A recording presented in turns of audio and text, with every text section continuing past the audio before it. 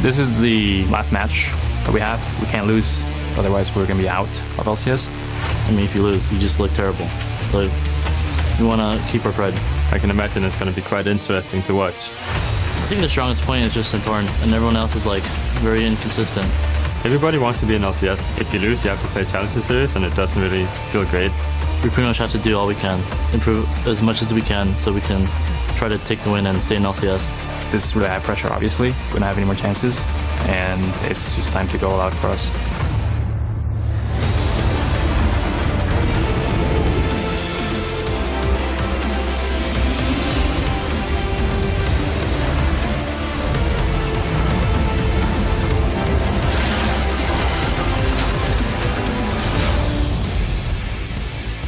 Good afternoon, everybody. The North American LCS Promotion Series concludes today. 2 LCS teams arrived here this morning, but only one will go on to the 2017 Spring Split. EchoFox Jungler Hard here, seen setting up, getting ready for today's best of 5. He'll be facing off against NRG. And you can see Santorin, he's going to be coming out alongside mid laner GBM to try to get things started for the day. Thank you very much for joining us, everybody. I'm Rivington Bisson III, joined on the desk by Isaac Azael Cummings Bentley. Isaac, I know you have so much to say. What's up, buddy? Not much, man. It's kind of, I feel like I'm in a twilight zone. I've been on the desk twice this weekend and no dash either time. I don't know what's happening. Let's try to stop myself. I'm James Daspet. Actually, I'm not. Things are switched up today. But it still leaves NRG and it still leaves Phoenix 1. I'm sorry, NRG and EchoFox out on the Rift to play today. Yesterday, Phoenix 1 and Cloud9 Challenger qualified for the LCS following their victories over EchoFox and NRG. As a result of that, today NRG and EchoFox are forced to battle it out for the last remaining LCS slot right here in just a couple of minutes. And it puts the pressure on. They've kind of felt it for the last bit of the split, Isaac, but coming up to now, they have to leave it all on the Rift or they're going to have to go home. And it's going to be a tough one, and confidence, I think, will come a lot into play, simply because both these teams straight up got blasted yesterday. It was 3-0s across the board. Put it that way. And, I mean, they got to come back, and they got to stay confident, know that they can execute, rely on the successes that they've had in the past. We'll have to see what happens. We are just about ready to jump into game. The teams are ready to get locked in for Champion Select. As we toss to the casters to get underway, GBM has some fighting words for EchoFox. 상대방이 에코폭스라서 좀 부담스럽지는 않아요. 왜냐면 제가 에코폭스한테 진 적이 한 번도 없어서 이번에 좀 프로게인하고 좀 급하고 미안하지만 내가 올라가야겠다.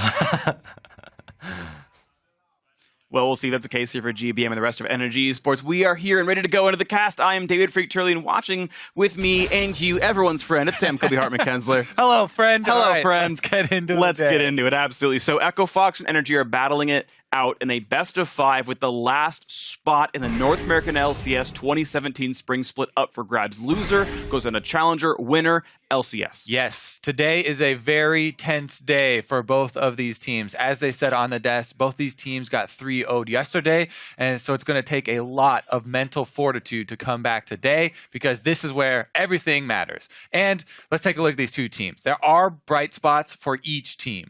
On NRG, they beat EchoFox twice during the summer split. They have to feel pretty good about that coming in to this series. For EchoFox, though, Froggen has been looking a lot better than GBM. I mean, GBM versus Cloud9 Challenger and versus High had a pretty rough series there for him. And Froggen on EchoFox has been definitely their best player, trying everything he can possibly do in every game that they do play. Absolutely agree, and we've seen Froggen pull several bans sort of every single game they play and still find something nice to play, like the Ardent Sensor Lux in Game 5 against TLA.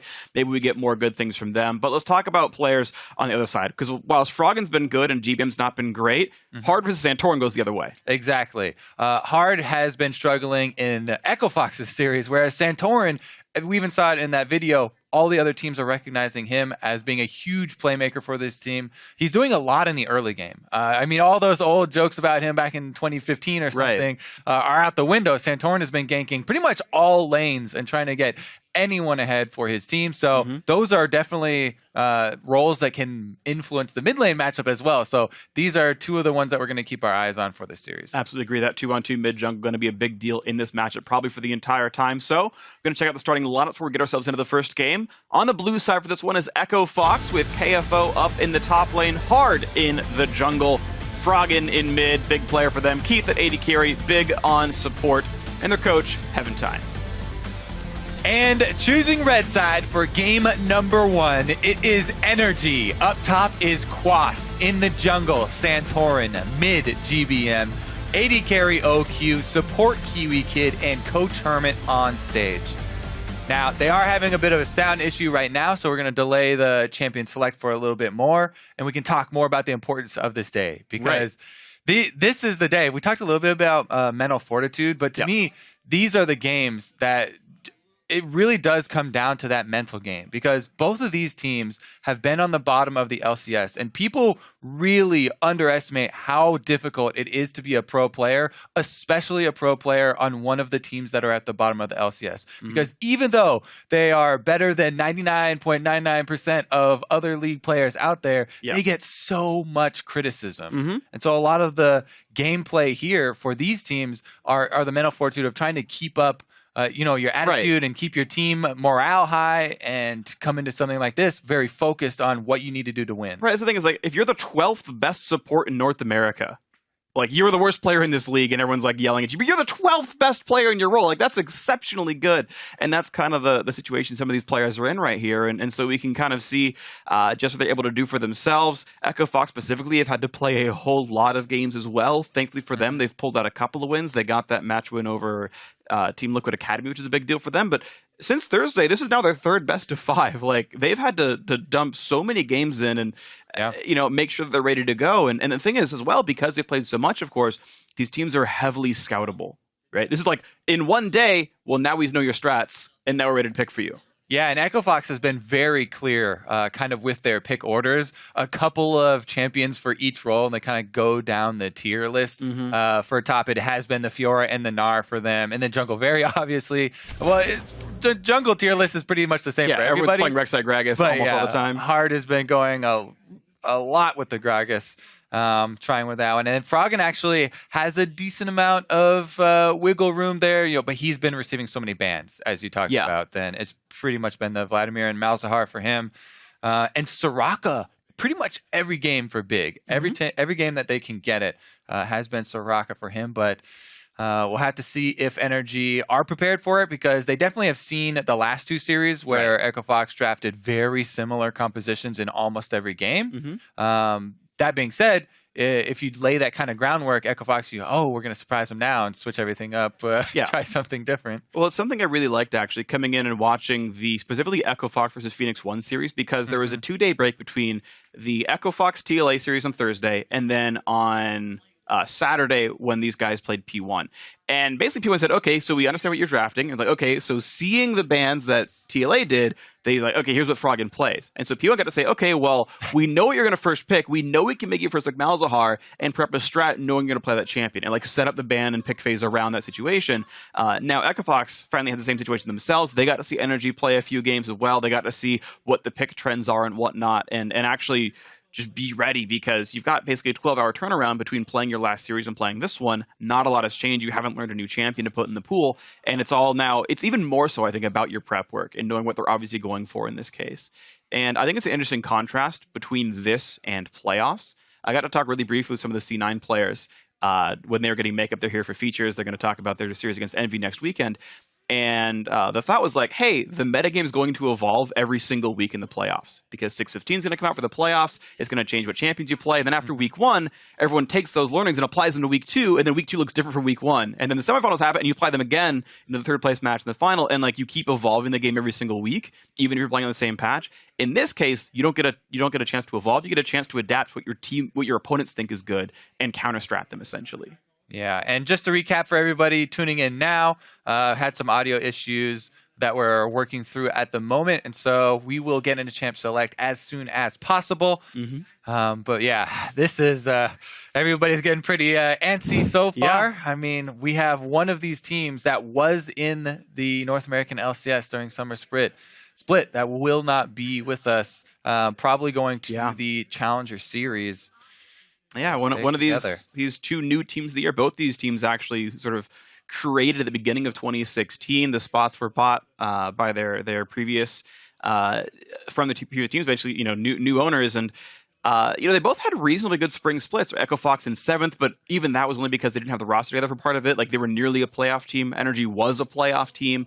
And then Echo Fox kept the same formula. They came back at the split again in the summer. NRG replaced 4 of their players, and both teams actually got worse in the summer split. And, unfortunately, now we're here as the 2 bottom-performing NALCS teams. Yeah, it's always cool to look through each of the rosters too and pick out all these returning players. Quas there on your screen, having taken off time from Team Liquid and taking off a split there for a while. Santorin coming back, previous time on TSM. So all these people that have been in the LCS before, have played at this level before, gone through some off time, had some ups and downs, and found themselves back here battling once again.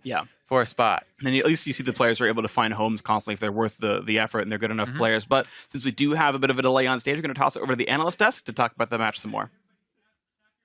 Thank you very much, gentlemen, and we will take over for a little bit from here. We didn't get too much time in the beginning to discuss the matchup, so actually looking at this, Kobe mentioned kind of the mental going in. Is it really something that these players are going to have to lock down in the beginning? Can they use what they have in the way of education, what they've learned against the other team to kind of be able to release that mental pressure, say, let's get the first few games and do it strong? Or how are they going to work this? Yeah, I think it can be really tough. And like having been in situations like pro gamer doing that kind of stuff with myself. Absolutely. There's sometimes it comes down to what kind of a player you are, what kind of a person you are in those situations. Because there are people who they rise to the occasion in these high pressure situations, and there's others who really crumble. And I think that I've played with both in the past, and I think a lot of people in these situations have played with both. And that can mean that the first game is so incredibly important, especially when you're playing with people who tend to kind of crumble under pressure. Absolutely. And it can really dictate the entire pace of the series, because sometimes just getting that first win is going to be able to give you the confidence to say, hey, we actually can do this. And a lot of these guys sometimes do need that little bit of a boost, right? Yep. And getting that first win can mean it's going to push you towards that series victory. And I think a lot does come down to confidence, but also, when you look across the board, I think one of the biggest mismatches here is going to be in the jungle. And I think that, Santorin is outclassing hard a lot. I think that's somewhere where if you're on NRG, you can kind of look to that and be like, hey, that's where I can pull some confidence from. Right. Santorin should be able to smash this guy. So when you look at that kind of matchup, is that something you actually go for in the picks and bans and leave Froggen open, leave a little bit of that top lane Ray open? How much do you actually put into consideration for that jungle matchup? I think it can be tough. I think that you have to put a lot of consideration, not necessarily in picks and bans, but I mean the way you play the game, right? If you feel like, hey, this guy's champion pool is a little bit shallow and we can ban him out, then great, go for it. But with most of the junglers, they're playing very similar champions, and it's just about playstyle, aggression, and you have to really be wary of what they can do. And, KFO is a guy who does tend to get caught a lot. He greeds for these extra waves and stuff, and if he doesn't want to cost his team the series, potentially, he's going to have to play extra safe. He's going to have to know, hey, Santorin could be here. Maybe I should back off. I have to wait for my jungler. I have to wait for my support to make me safe in these situations. Absolutely. All right, so it does look like things are getting ready to go. We're going to go ahead and send back to the Battle Theater to get this series started. Thank you very much. Yes, Champ Select is ready to begin, and we are ready to go into this one. And I want to see if NRG does that same 3-band set they had before, or if something goes a little bit different. Looking at our screen right now, actually, bands have not... There we go. Champ Select has actually begun. We had the graphic up, but now we are up in this one. And the first band is going to be the Hecarim. Up in here, with Freak. Okay. Y'all gonna make me ban some Hecarims. All right, Vladimir off the table for Froggen. So, will the Anivia, will the Malzahar? Let us take a look. Okay, Twitch for OQ is still available. It's something I want to see him play more of, especially in the face of things like the Silver bands and Ash bands that have been coming through. Yeah, it is always interesting seeing the Silver band as well, blue side. Generally speaking, I don't know if that's actually still the case right now, but oftentimes she's been kind of considered a first pick worthy champion. Oh yeah, Echo Fox not wanting to do that. Soraka off the table for Big. That's no big surprise here. Wasn't intentional, but it happened anyway. Yeah. But now it does mean that it won't be the triple ban onto Froggen, and he either gets to play Anivia or Malzahar as a first pick, or maybe something else. We'll see. It's interesting, because that's one of those trends that we caught onto with Echo Fox. So they've been picking Soraka over and over and over. But a lot of the other teams have said that they don't really care about that trend, whereas NRG is just looking to throw Echo Fox off of their strategies that they've been going over and over, throw them out of the comfort zone. Ooh, looks like a Make Malzahar. something else. if you're banning away the Xerath that GBM's been playing, that was picked into Malzahar most recently and had looked really good in the matchup. Yeah, poke pretty good against him. You could still use Varus against him. True. If you wanted to play that same strategy, but GBM's Xerath is legendary from years past. Very good at the champion, definitely. I know Varus can be good in the matchup as well. Maybe be the final ban, so maybe we see what Pyrion had done into it. And there's the Malzahar hover. And yeah, there it is locked in. No surprise for either team so far. Oh, and they do steal away the Gnar that we were talking about for the top lane for KFO. So we'll see what he decides to go with, whether it is, the Fiora or trying his hand at Aurelia this time around. Regardless, though, Karma, flex pick, could be GBM again. He does like playing that in the mid lane, so this is definitely one of the teams where you put a little bit more weight on the flexibility of that Karma pick. It's not just going to Kiwi Kid, but very well could. Because OQ's Twitch is up, and it's been one of his better champions overall. Karma great at enabling that kind of playstyle as well, something extra supportive to let your AD carry just 1v5 the whole game at that point. Fox have to make their own considerations. I personally would like Ashe plus the Gragas here. We'll see what they actually consider as most important. They could also make sure they pinch away some more supports if it is going to be a Karma flex. Rek'Sai right now the hover instead of the Gragas, and actually they're waiting. They're going to go Gangplank into Gnar, which is just what KFO wants to do at this point. Doesn't want to do the Fiora into it he had been doing before, but now more of a team fighter with the Gangplank as long as he can survive the lane. Yeah, and you do mention the Gragas, and I feel like Hard has had some hiccups with the champion recently.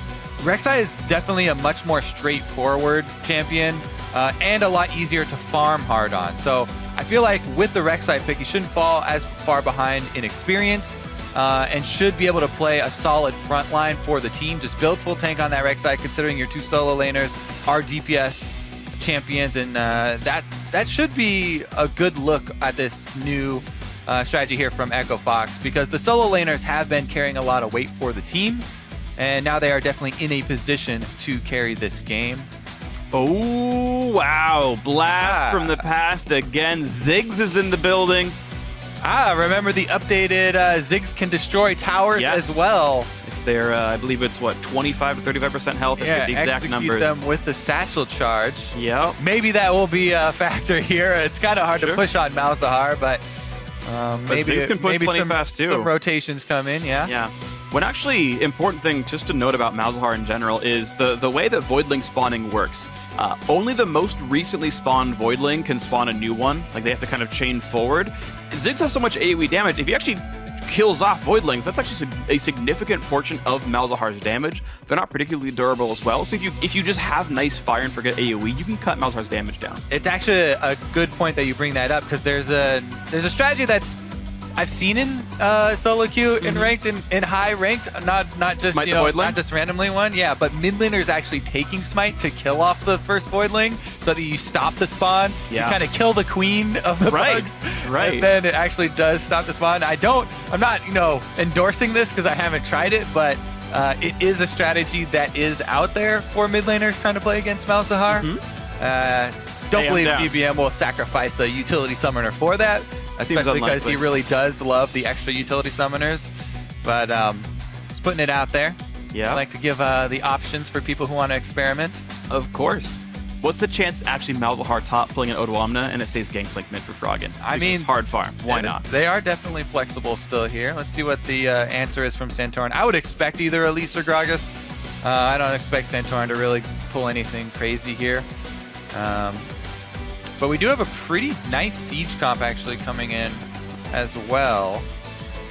Nidalee, that will add more to their siege. So they do have more poke now. They can siege up with the Ziggs. Jhin Ultimate is actually very strong at zoning them off. So I definitely say Hard should go full tank. There are two variations on the Rek'Sai. It is the Tiamat into the Titanic Rek'Sai or the full tank like Reignover style, and I really do prefer, especially in this case, especially against Jhin, who's going to get early flat armor penetration. You can't waste time not building armor on someone. You have to have one person on your team who's going to have health and armor so that they can soak the bullets and ensure that you guys don't get caught out. Otherwise, Jhin just has a field day, and that's why he really rose to popularity in the first place. Yeah, absolutely the case. So we'll see if that's going to do work for Hard. Of course, Big on the only other tank in the lineup, support Trundle. Is not going to have that much gold to spend on takes a long time to on a get random going. hit. Like I said, you don't want to waste any time. Yeah. Jin goes right into the bunch of flat armor penetration. Wait till 35 minutes to get your first tank. That sounds like a great team comp there for Echo Fox. Well, we'll see what happens, guys. It's time to get on the Rift. It's time for you to get on Twitter and let us know who's going to win this match. We're tracking the poll throughout the series, so send your votes. Hashtag NRG win, hashtag FOX win. Let us know if it's going to be Echo Fox or NRG Esports here. Game 1 and a best of 5 where the stakes are a spot in the LCS. If you lose, you're down the challenger for the next split, and we'll see you in 2017. But here we go. The last match these teams will play this year. Let's get into game 1.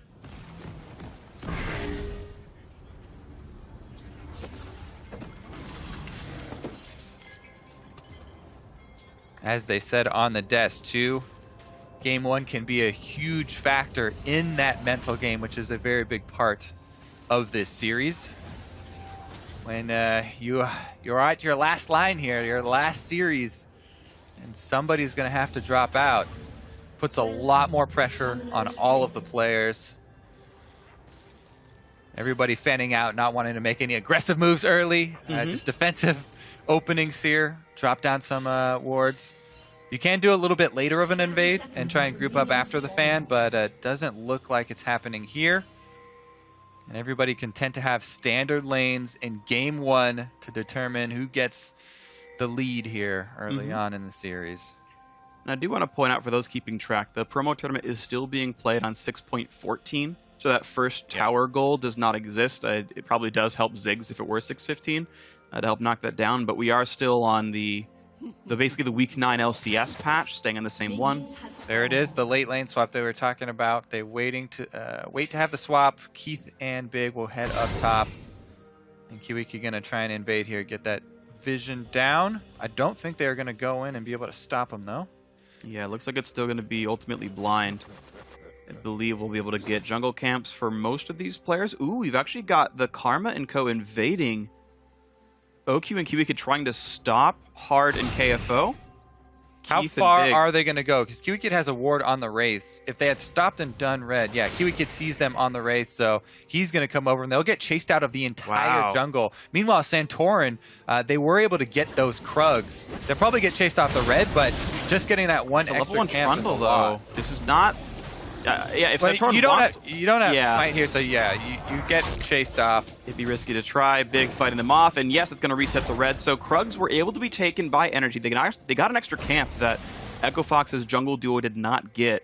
But in both cases, the junglers had to run around, and actually, Cute by Heart goes back into the Raptors and takes a somewhat greedy jungle camp that normally you're not allowed to get. I actually like this. I think this makes a lot of sense. Yeah, I mean, a lot of people have been going back to get one off of their weak side if they do get chased out. It does cost you more time, though, because you have to double back. You have to backtrack over your previous path that you already did. So people have been doing that quite a lot just to make sure they don't lose all the camps on their weak side.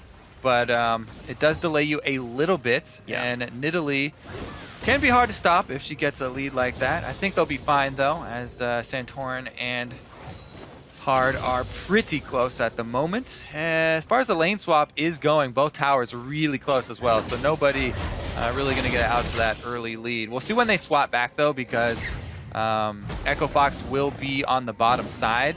And if they do get a lead on the second turret trade, if both of them consent to that, that's where we start to see the complexities come in with how many people do we send to stop Dragon? Do we even try and stop the Dragon to contest it? Rift Herald obviously not spawning till 6 minutes. Here we go as the turrets fall down to the first side. We've got pretty much hard shoves from some of the top laners. Actually a very early recall by NRG.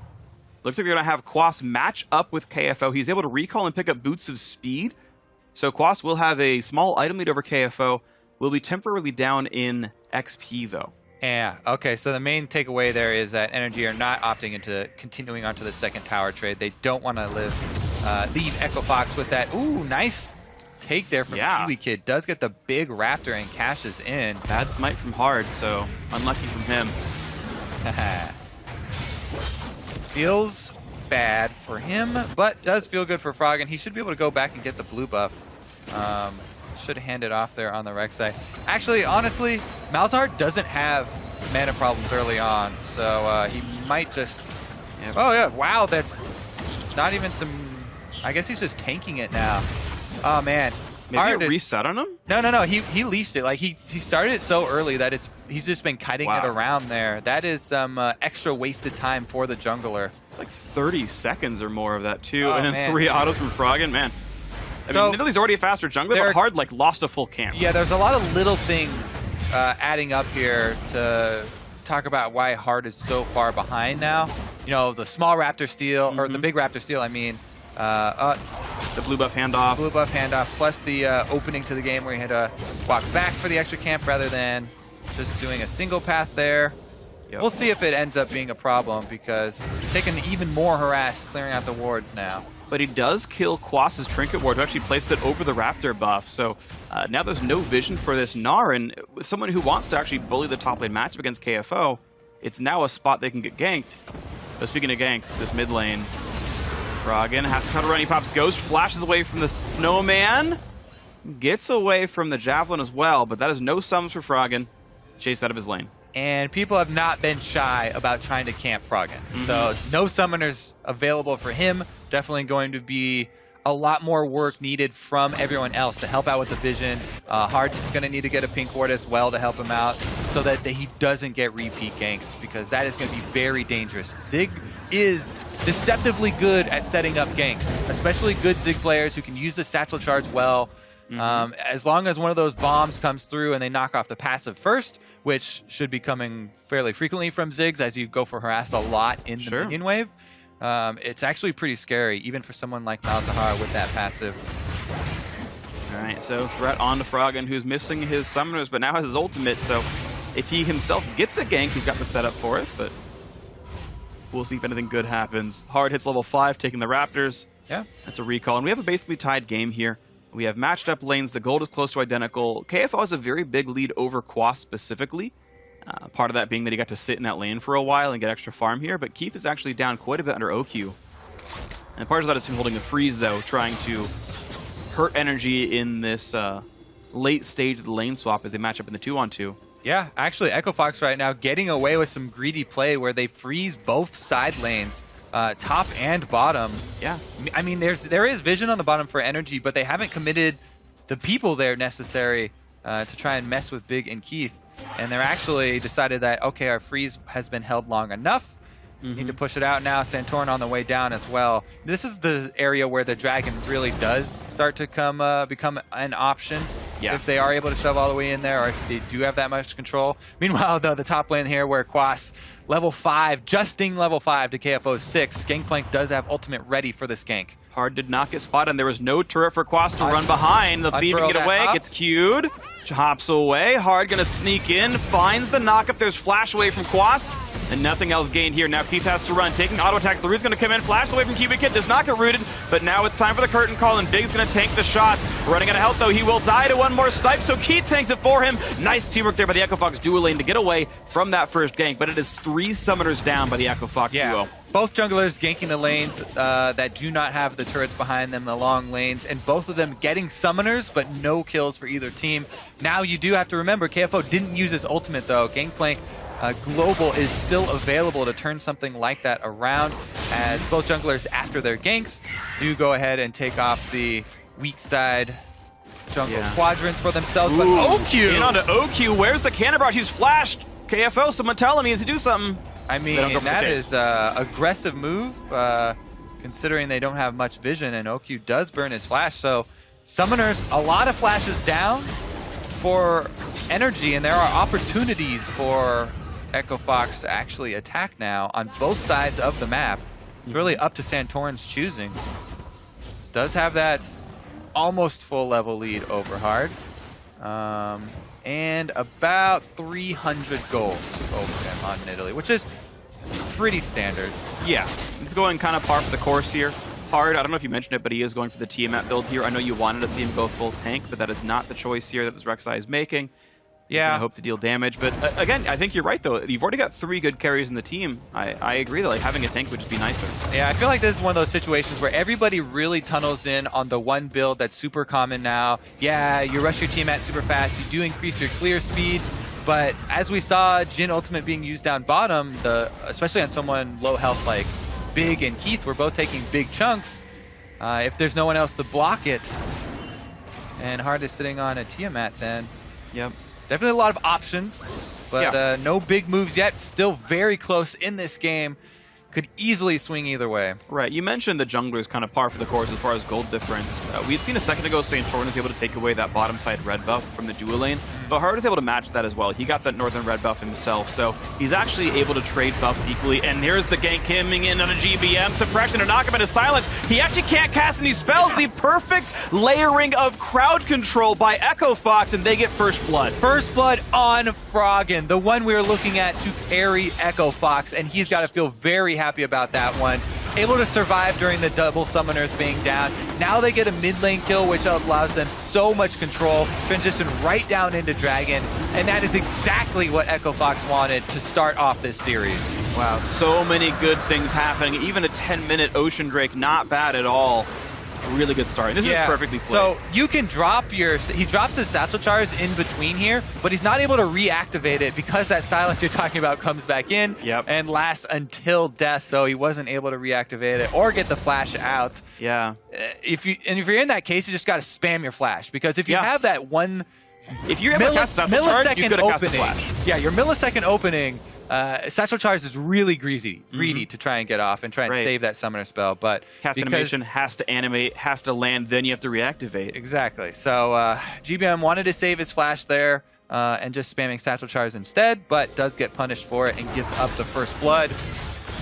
That's going to be completed Morello Nomicon plus the extra wards we were talking about for more vision around mid lane. That has been very important for Echo Fox. You can see as Santorin kills this ward on the bottom side, they also had 2 on top side of mid lane. That's where the focus is very clearly from Echo Fox. And now Froggen will just have to hug that top side a little bit as he gets his next blue. Looks like that one went a lot faster. Hard lost much less time on this one. Feeling a bit better. He actually hasn't gone back to base in a while, though. He's still on that same Hunter's Machete and Tiamat, and still 1 charge of his refillable potion. Yeah, like, I mean, he's just not running out of resources. Honestly, though, I mean, Nidalee and Rek'Sai are 2 of the best of staying out there for a really long time. And if you're not planning on completing something that actually increases your clear speed, then there's no real need to go back early anyway. Having that early Tiamat, as we said, the pros of it increases your clear speed tremendously. Yeah. And you do build into the Tiamat, so you're a little bit of a damage threat later on. You just aren't so strong that you get to be that point man super early on for your team, and you're going to soak up all of the offensive abilities, the Nidalee spears, the Jhin bullets. So they're just going to have to dodge them instead. There is a second option. That is. So dodge them all. At least to his credit, Hard is going towards Cinderhulk now. He's not finishing the Titanic Hydra, so going for the standard blue smite and whatnot. And I'm actually curious, like, because I don't play Rek'Sai much myself, but at a certain point, the gold income you get from going Tiamat can eventually pay for the tank stats. Yeah, I mean, especially if it is going to be super farm heavy like this, as we're seeing, and he doesn't want to fall behind the Nidalee, so working out decently. Okay, actually, Echo Fox doing a really good job in the objective game, actually. They've been winning their lanes, pretty much all of them for the most part, and they got the first Ocean Drake. Now they're going to get this Rift Turtle as well, give it on a KFO. Echo Fox have been split pushing with this guy the entire promo tournament, basically, and now he's set up to be very successful against Quas. Very, very strong on Gangplank. Let's see what they're able to do with it, though, because Echo Fox, so far this tournament, they actually have very good dragon control stats. They've had a lot of the Drakes, a lot of good neutral objective control. It's just about Ben transitioning through to the mid-game and really being able to convert.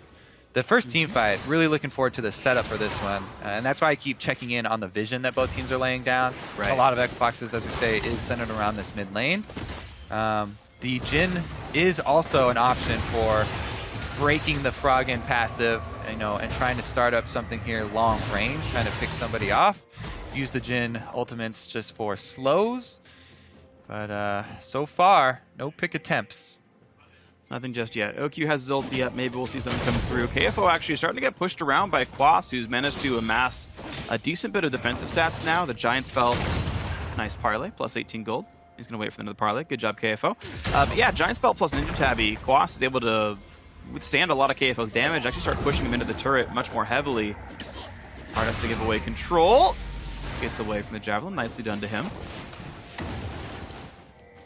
Both Cole's about to finish stacking up in the next 10 seconds. Keith just gets it now. He's at 2 stacks.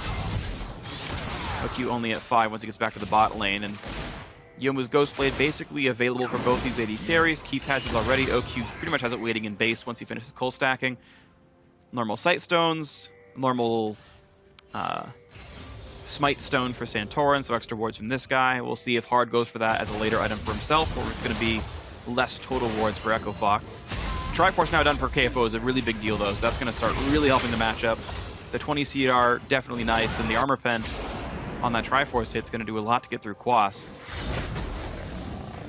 Millionaire's doing their various backs. Froggen on his way towards Death Capper Luden's Echo, I suppose. The GBM trying to stack up his tier to go into Seraph, so a very high ability power. And I actually really do like this with Ziggs. The mid-season change to mage itemization, where now Morella Namakan gives max mana. It makes Seraph's Embrace even better. Now you have even more ability power out of this item, and it gives you a really sort of obvious path to the high raw AP build, which is this. Definitely agree. Both of them starting out with the Morella Namakan. Froggen, though, going to transition probably into Rylai's or something. Oh, yeah, with Rylai's that new large rod. But yeah, as you say, both of these AD carries are early spiking AD carries, so there definitely is the possibility that this Infernal Drake, because it is Infernal, is going to spawn that action. And NRG have been keeping up their wards around the Dragon Pit. They have most of the vision there. So even though there's time for Echo Fox to try and get over there and get some down, it's dangerous for them to make that, face check happen. And Froggen actually is the target early. Getting hit up, goes to the silence. Oh, back into GBM, and they get the combo out, and he's going to burn down to the Ignite. Kiwicket trains it back, but Santorin has to run away through a bit of cannon barrage damage. KFO running from Quas. But that was good enough, though. Gets the help on the kill. A 1-for-1 mid laner's down. Santorin actually flashed to try and go secure the kill. Did go down to the Ignite from Kiwi Kid, though, in the end. And 1-for-1 traded. Good presence of mind there by Froggen to turn around and trade kills rather than just continue running through the Ziggs ultimate and dying for nothing. Very, very touch and go here. Infernal Drake is up. And if he had not traded kills there, then that would have been a lot of loss of control. Let's take another look at though. Here we go. They pop the passive first. Kiwi Kid comes in for the gank on Karma. And Froggen has 2 choices at this point. He's like, there's no getting out, so I just got to turn around and ult. And Kiwi Kid's Ignite does take him down as he's running away. Yeah. Let's return though. Pink wards were dropped here. A lot of ward battles to go on before this Drake actually goes down. Yeah, both these teams doing the best to rehearse their fundamentals here, make sure they got the vision control. Going in on an OQ, a break, cooling, decent damage on a half HP, and he's trying to run away. The turret is there to keep him alive, but the root hits Keith almost in turret range. He's going to juke back, KFO to tank up the hits.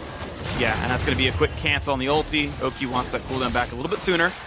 Echo Fox have a bit of control of the bot lane, but that river being held by GBM. Hard is in a way surrounded, though I don't think he's going to be attacked here. Froggen pushes in the mid lane a little bit. That's into the turret. KFO takes the Javelin and doesn't quite hit the barrel chain. Pretty close stuff there. OQ not burning his flash, though. Under fire, takes a lot of damage from that trade, but doesn't lose the summoner, which is going to be extremely important for this next team fight, as he's going to be the heavy target. As Jin, really sucks to have those team fights if Gangplank decides to ult you, and KFO will. There we go, though. Drake will be started up. No Jin ultimate available for this one. GBM does have Ziggs ulti. It's always a possibility if they can get some vision. Yeah, Frog and KFO both have theirs. Looks like it's going to be no contest. This is an Infernal Drake now. 2 Drakes in a row to Echo Fox, and mathematically one of the better Infernal Drakes in this game. The combo on GBM, and look at the damage they have.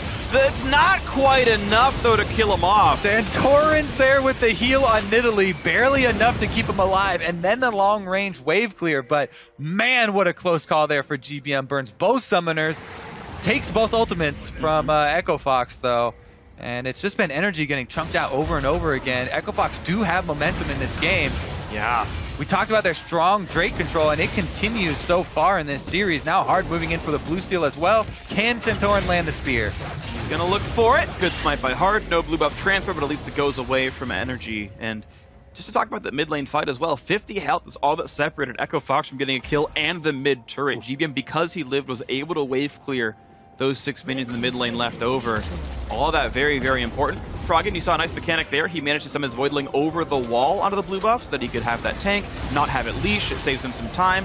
And you're playing Malzahar at home, make sure you hit W over the wall. I mean, you can do it. Where else would you summon your Voidling? In case you didn't know you could summon it over the wall. There must be someone watching who didn't know you could. I didn't know you could do that. I've only played Jungle Malz like once, and if you're jungling Malz, you just walk in blue buff. Evo gonna flash away, and he's still gonna get chased down. Quas is turning Mega. Getting slowed, gets rooted up, hit into the wall. Nice Mega Gnar, and that's going to be enough for him. Even though KFO burned his flash, the chase down was there. 2-2 in kills. Nice pickup for NRG. Ooh, yeah, Santorin moves top. They really did need that to get some control back in this game. Hard trying to clear out pink wards around mid, though.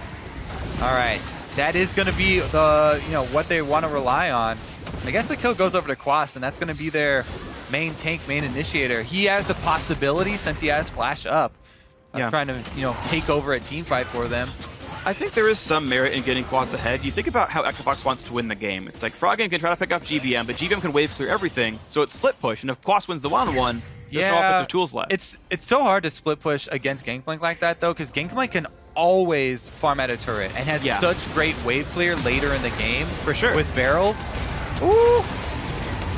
Actually gonna land almost all 4 big tanks, one for the team. Nicely done there. Hard, by the way, is going Titanic, actually. The longsword in his inventory going to go towards Jarum's Fist. Okay. So it is a more offensive Rek'Sai build. That means that Big is the tank, and by the way, he has no armor in the inventory at all. In fact, there are 0 armor items in the entirety of the Echo Fox inventory here. And maybe that matters quite a bit as OQ and Quas continue to get more powerful. We will see. Quas himself building full tank into that frozen mallet. Yeah.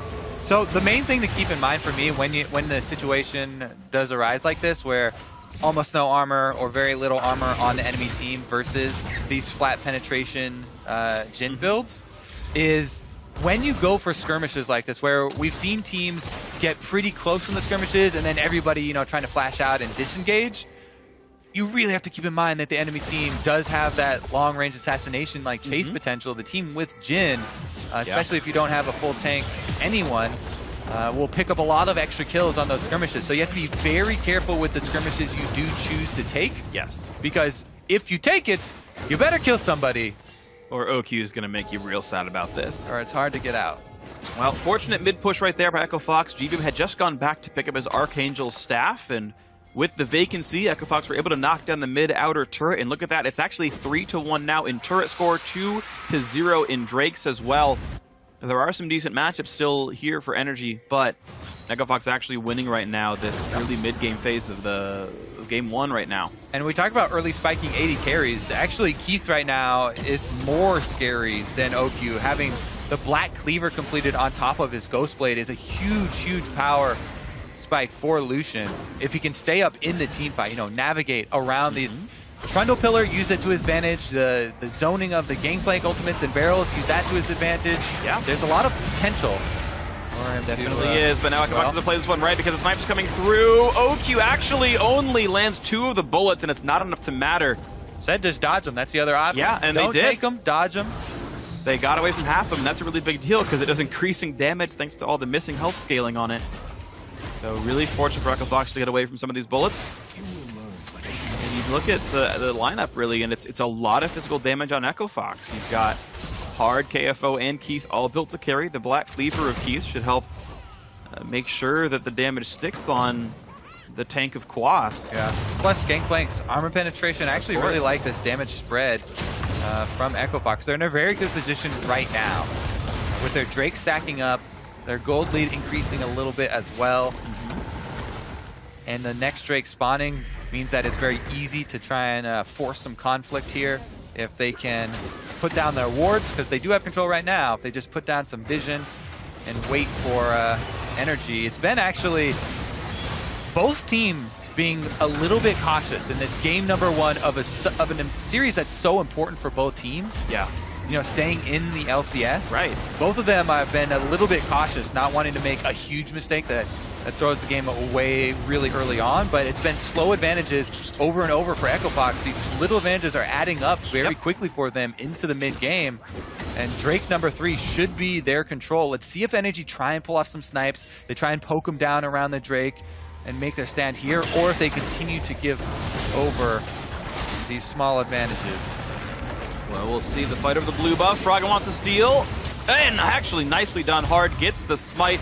Biggs, Pillar, Froggen's Q both providing some vision, and comes through and denies another for GBM. So I don't believe that Ziggs has gotten a blue buff in a very long time. Now KFO thinks he can beat Quas in the one-on-one. Pops the Hex Drinker, actually, and out goes Gnar. Barrels up for the combo, and a lot of farm for KFO, starting to really win this matchup, up 50 almost. I mean, yeah, that's a very good sign for Echo Fox. They steal the blue, they have control on bottom side, then their 1 versus 1 advantage goes over to KFO, and that secures them the dragon right there.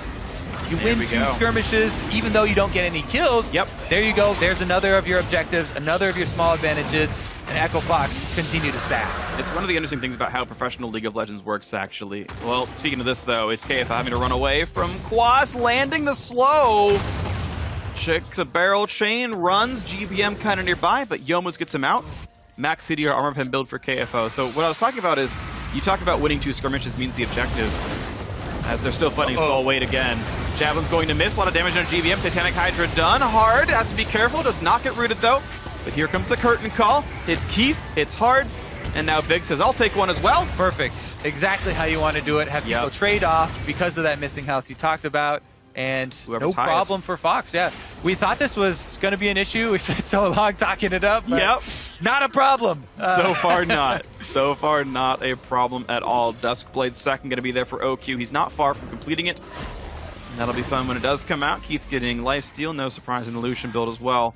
Okay, so the thought is that pro players are usually pretty good at understanding when they're going to die. And so if you do enough to say, hey, you die if you fight me, they back off, go to the fountain, and that gives you the Drake. And so you have fights that don't turn into kills, that turn into, in 2 seconds, it would be a kill, so leave. And that's the kind of fights you have. There's actually it's like a cartoon or a comic or something where, like, I don't remember what it's from, but basically he, like, plays the fight out in his mind. It's like two kung fu masters. They play the fight out in their mind and say, oh, okay, you would win the fight. But actually, the way it goes is different anyway. Someone's going to know what movie I'm talking about, and they're going to correct me. Well, that's good, because I'm not. You have no idea what I'm talking confused. Yep. 2 kung fu masters play the fight out in their mind, and then they actually fight in real life. Sounds sick. I love kung fu movies. Yep. Well, I'll let you know when it goes up on my Twitter feed. Thanks, Internet. 4,000 gold lead almost for Echo Fox up right now, though. They have played the slow and controlled game. Second Mountain Drake going to spawn in 4 minutes or so, and they've really not given up any advantages. Maybe this is the first one. One snipe towards Froggen, and then Hard is there to make sure it doesn't happen. Yeah, they got 1 snipe on the passive, and then all the others dodged or out of range.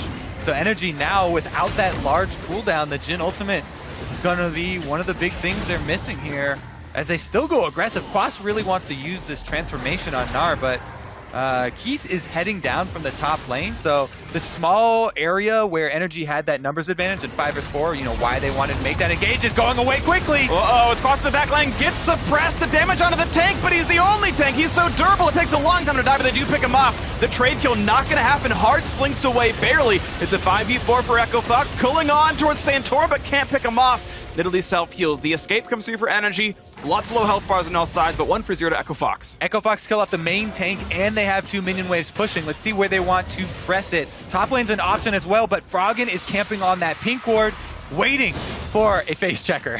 He's hoping it happens, but looks like there's not going to be anyone to get killed.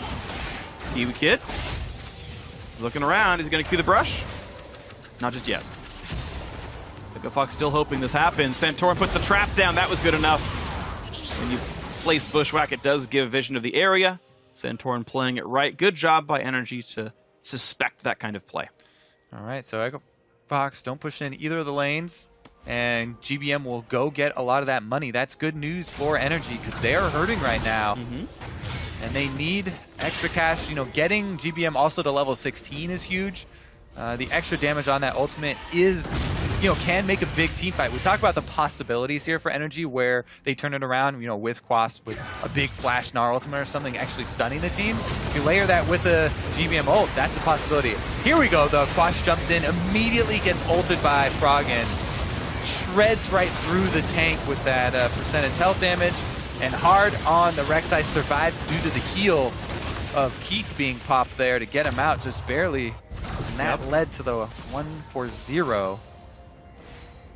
One thing I like doing as well is sort of pointing out when the Drakes have effects. Of course, the extra ability power and attack damage that the Inferno Drake gave Echo Fox helped make sure that Quas died before anything happened. On the other side, a lot of Echo Fox were able to stay out on the map for a while because of the Ocean Drake regen. It allowed them to look for that earlier jungle snipe, and now Froggen has to run away from Quas, getting a lot of damage onto him. He's popped, ready for Mega Gnar. The assassination not going to be enough, and now Hard is left alone. He's in a 1v4. That's going to be 2 kills picked up. Well done by NRG to find that opening. And the first actual map control lead of the match for the red side. All right, they're able to get some picks and stabilize a little bit on map control, but look at all the vision. They might just have to use this time to clear out all the vision that Echo Fox have set up around Baron. There's still a lot of lingering wards for them. Froggen and Hard down for 25 more seconds, though. Alright, it's going to be the attempt. Of course, KFO has Cannon Barrage as well as his own teleport. They're going to walk towards his Baron pit, though. There's no Rek'Sai tunnels actually up on the top side by Baron, so it would actually be a long time before he could join. Here comes the attempt. Cannon Barrage down. Lots of damage. GBM going to try to run away, but he gets sniped down. And this could be a catastrophe for NRG. 2,000 health left on Baron. They're going to try to pick up OQ. Santorin wants it. Can he get the Baron? He can. But this could be a slaughter. It's several kills picked up. Looks like overall 4-1 in that fight. I don't know if that was worth the Baron. I think not. Quadra kill over to Keith in exchange for the Baron. My goodness, they all kind of panic, go to the back. Everyone gets hit with back spikes. Now Echo Fox are pushing up mid as well. They might be able to go take this Mountain Drake and get 4 Drakes in exchange. I think there's no chance you can test it. You might get this turret first, but there's no minion wave to go for. They can reinforce on this one. The question is, will Echo Fox do that? And instead they say, we'll not take the free turret, we'll instead take the free Drake. We'll get the turret later on. We mention this so often. When the team behind gets a comeback play like that, and you get 2 really good picks. It's going to time out on the jungler and the mid laner, but then try and make too much of your comeback play. Sometimes you need multiple steps in order to come back in the game, and NRG pushed a little bit too far there. Maybe if they had immediately gone over to the Baron and started it, but they did clear out a bunch of wards, pushed up a minion wave first, and then rotated over to Baron. By that time, here's what happens. 3-man move in. Keith is just free firing. Nobody's trying to stop him. Quas goes out there but gets exhausted immediately, so he doesn't even have a chance.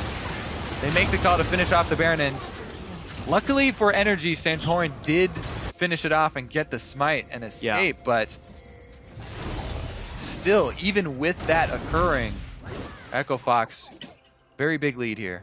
Yeah, absolutely. Baron itself worth 1,500 gold, and when you go +3 in kills in a team fight, that's also 1,500 gold. Quick wave clear out of GPM. Quas maybe shouldn't have jumped forward, gets pillared back, but he's okay. Keith nearly got Javelin, though. That could have been a kill out from Santorin if that happened. Quick barrel chain and KFO runs out. Echo Fox, still with the same lead they've kind of had before. Yeah, they were able to bounce back from the earlier rough fight in the Baron attempt that kind of backfired, but Echo Fox only at this 3,000 gold. They're just stacking Drakes. That's been their real actual advantage. Definitely a very real advantage, as Elder Dragon will be the next one coming up.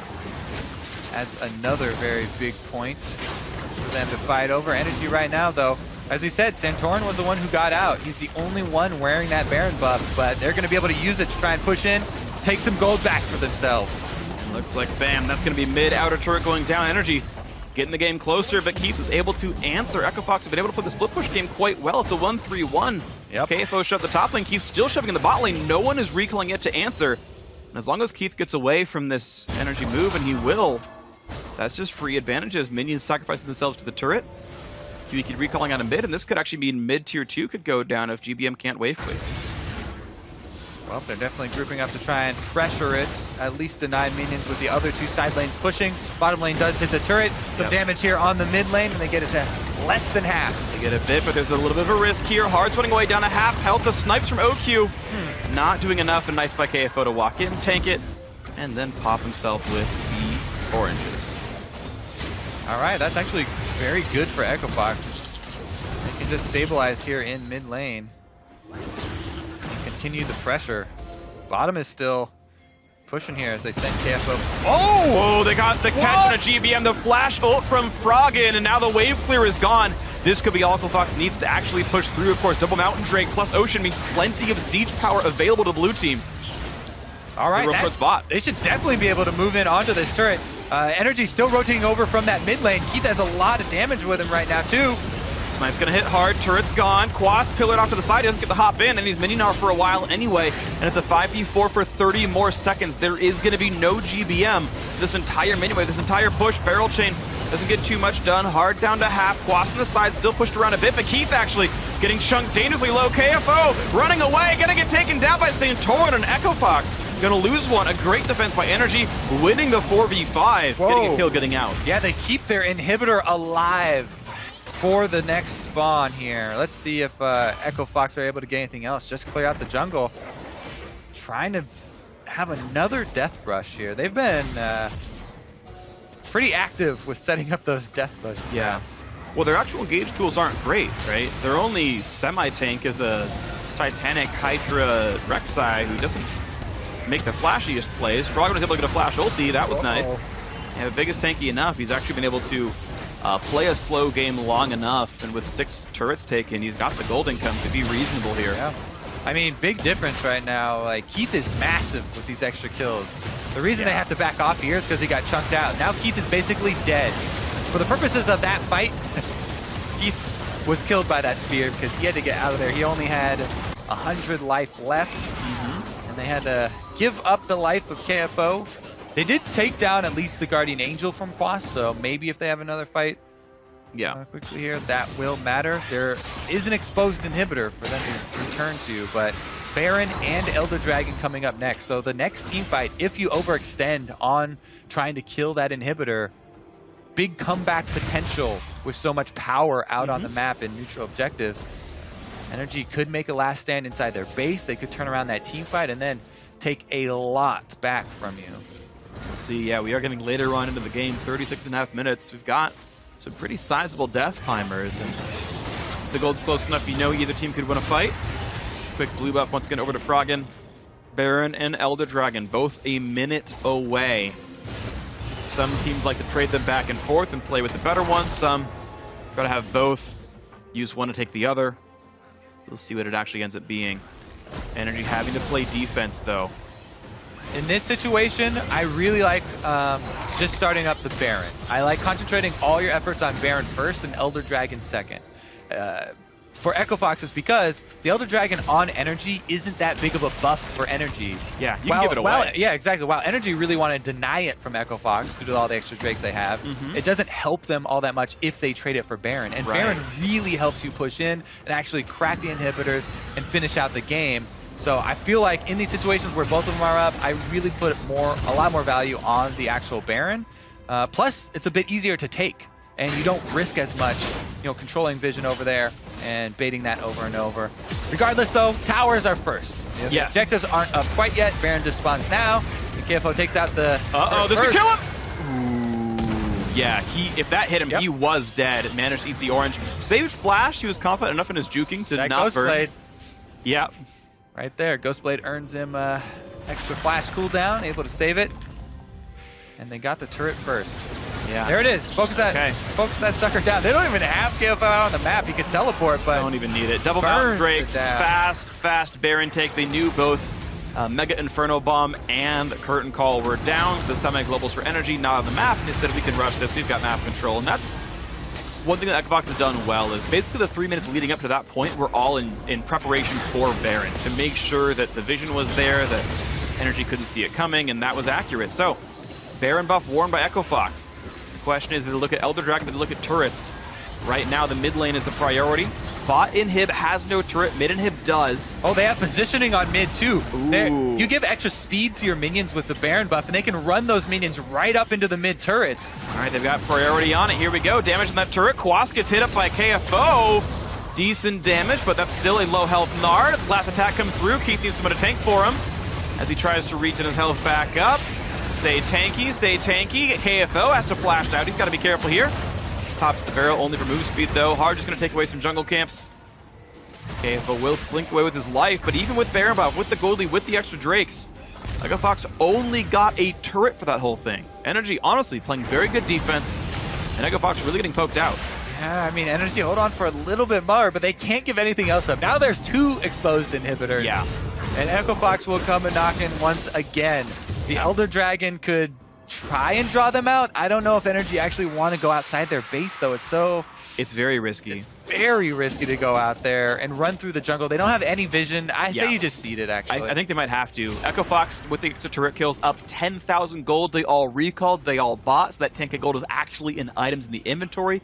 They've still got more than a minute and a half left on Baron, and they can now take a double Mountain Drake Infernal Dragon. This seems to be a very likely take. You can see they kill it very quickly thanks to the double Mountain and the Baron buff. That's going to go down, and now it's basically a 2-minute huge power play.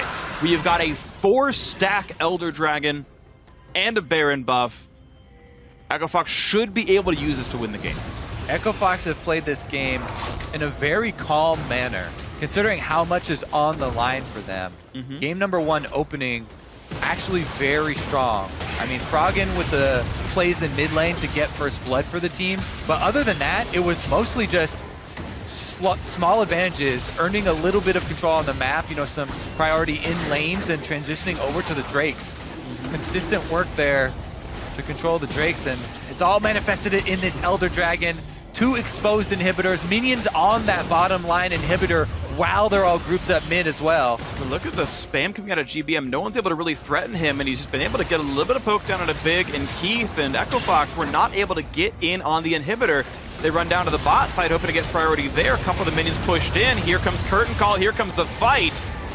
And Echo Fox are unwilling to do battle with a 5-stack Elder Dragon and a Baron buff and a 10,000 gold lead. Well, they waited out the Jhin ultimate. Now they can move in for free and take this. And oh, Kiwi Kid gets chunked. Oh, huge barrel chain, and that's going to be the follow-up for Keith. Echo Fox finally get the opening. That's bottom inhibitor down, mid inhibitor to follow as well, and looks like the patience finally does pay off for Echo Fox. It's an almost impossible defense now for NRG Esports. Nexus turret number 1 is down. Nexus turret number 2 under fire, and there just is not any stopping. Here comes Santorin trying to save the day. Hops out with the Zonias. There goes the Nexus, and game 1 goes to Echo Fox.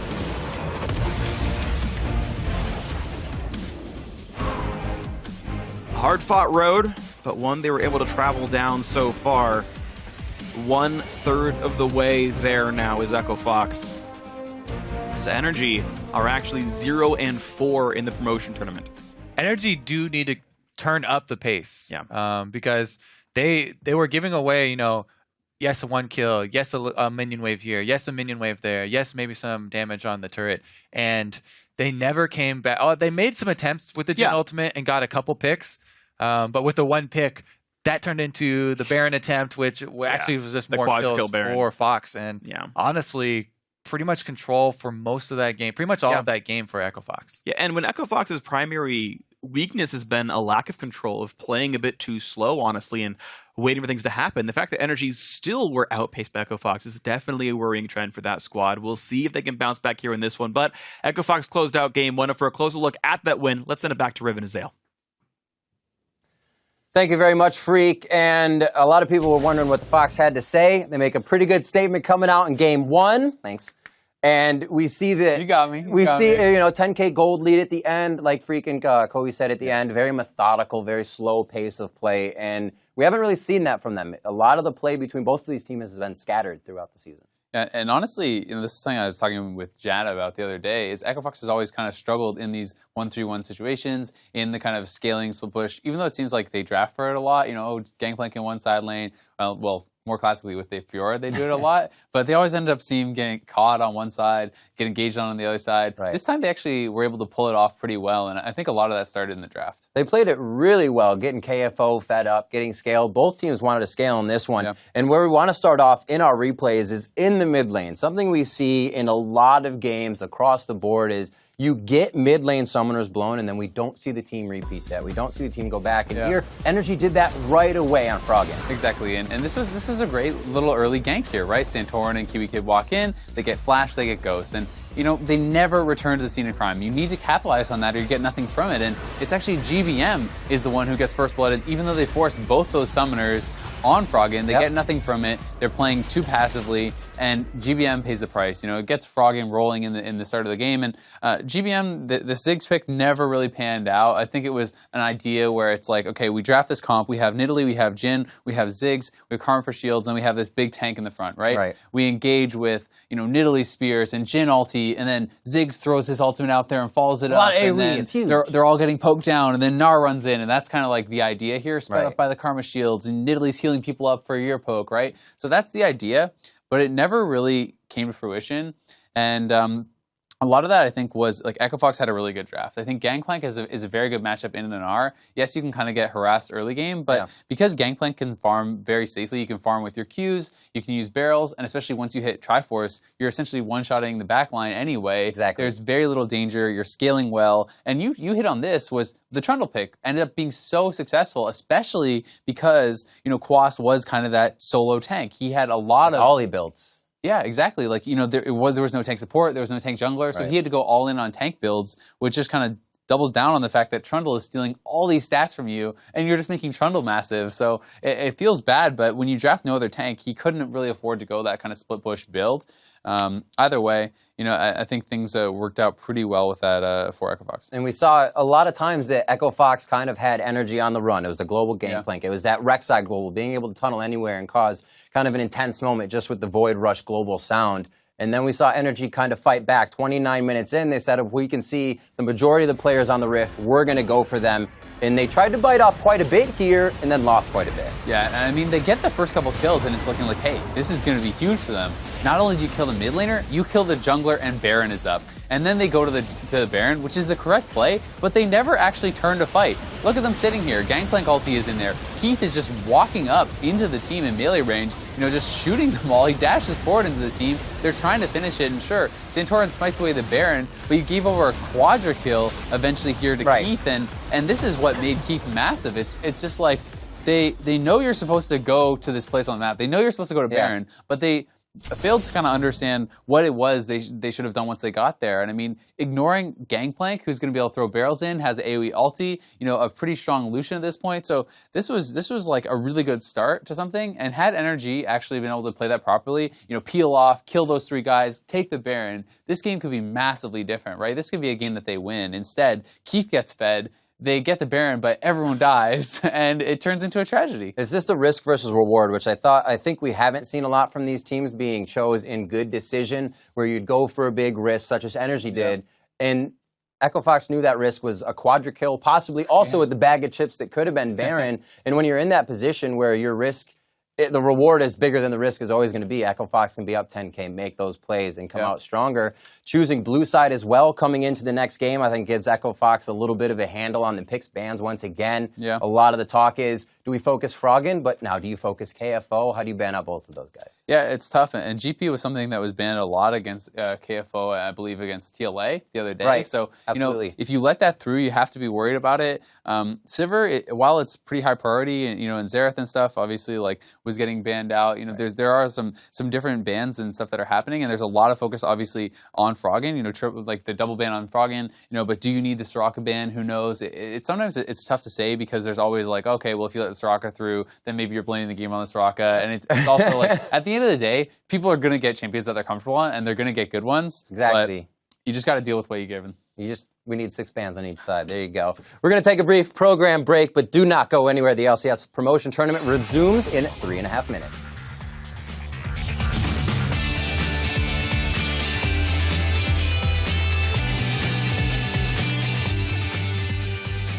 High five, okay? Okay, let's go. Now we can meet. Let's go.